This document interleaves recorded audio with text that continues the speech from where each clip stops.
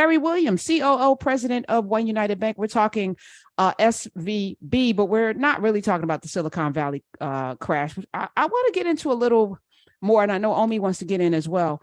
There are people that have north of $250,000. And right now, the market is a little crazy. It was up today, crashed last week. We're in a bear market that, has fits and starts and stops. It's unstable. Bonds are unstable. Like the inflation is high. Real estate interest rates are high. There are very few places besides your bra where the money could be safe or under your mattress, right? I feel like that's where we are right now. We're back to where my grandmama was, where we keeping our money in our bras.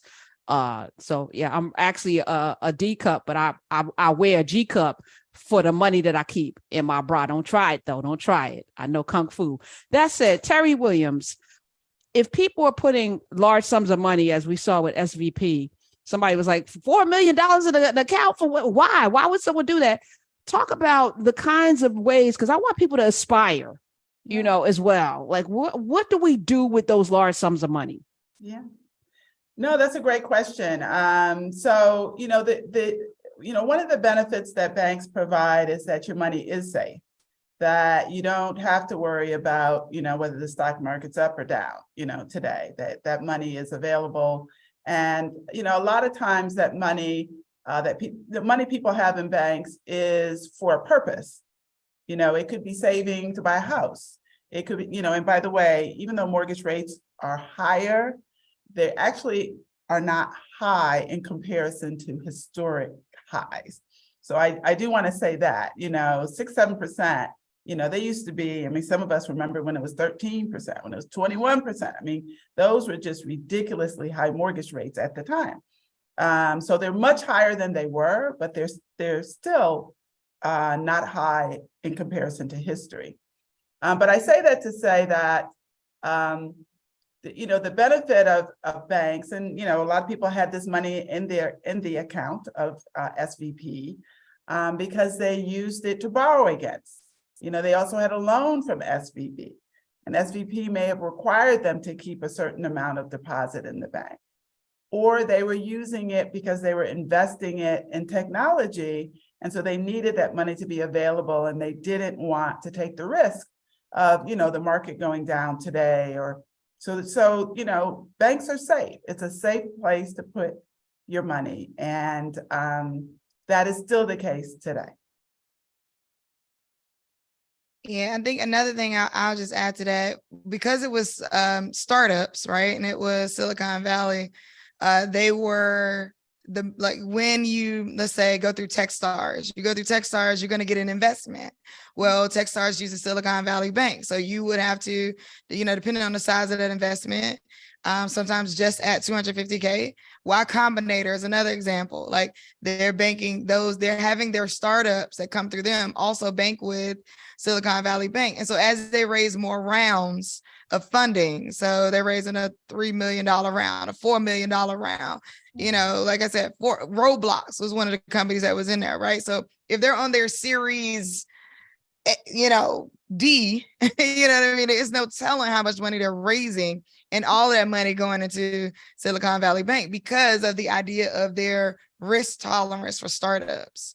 So as you're saying that, Omi, what kinds of ways, can we funnel money into, because it's strengthened, there's strength in numbers, right? So the tech companies giving money to these startups, but telling these startups they have to put their money in this bank, it creates this funnel of money that, builds a bank up really quickly, because I hadn't heard of this bank, right, until it crashed. But it was one of the 20 largest banks in this country. It was like, what? How? And you just told us how, right? So tech money seems infinite. It's trillions of dollars being thrown. All right, I'm investing you, but you got to put this much in there.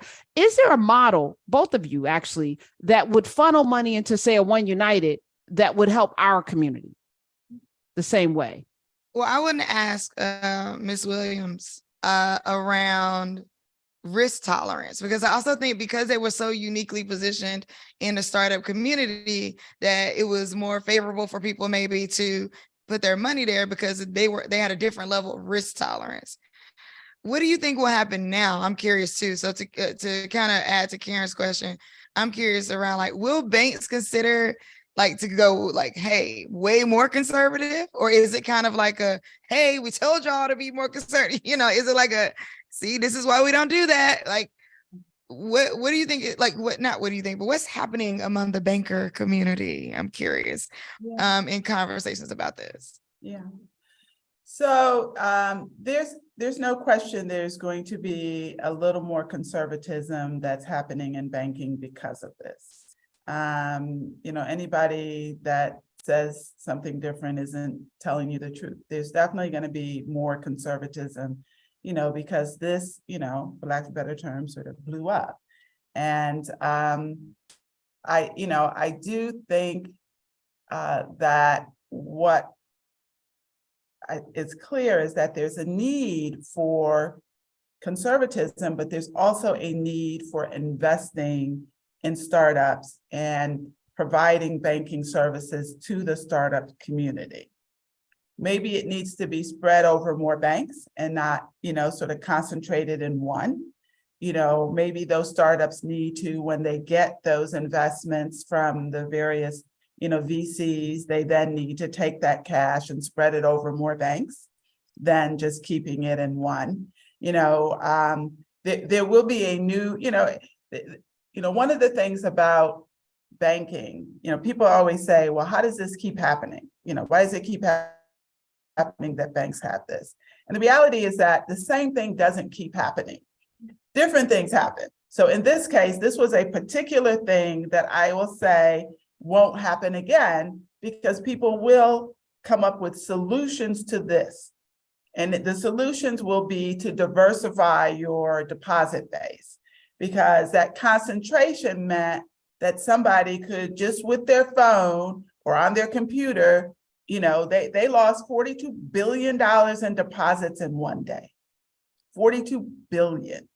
So that again, because you have a concentration of depositors, and so you get, whatever number it was, to just move their money very quickly, and it put the bank at risk. So that's not going to happen again.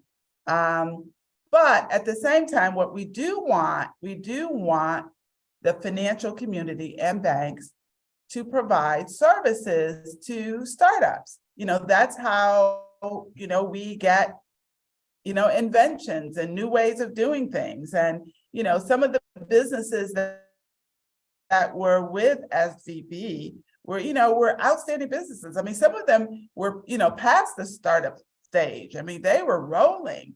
And so, we do want to make sure that those businesses obtain the services that they have, but the risk just needs to be spread around more and not concentrated. And then, Karen, to your point, how do Black banks participate?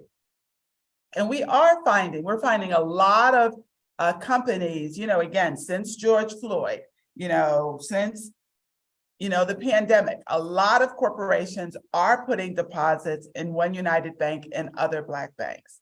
I can give you a list of companies that were not customers before, but have become customers. However, I do want to make sure that this SVB does not stop that from going forward. Where companies would be like, ooh, I don't know, because, this could blow up on me.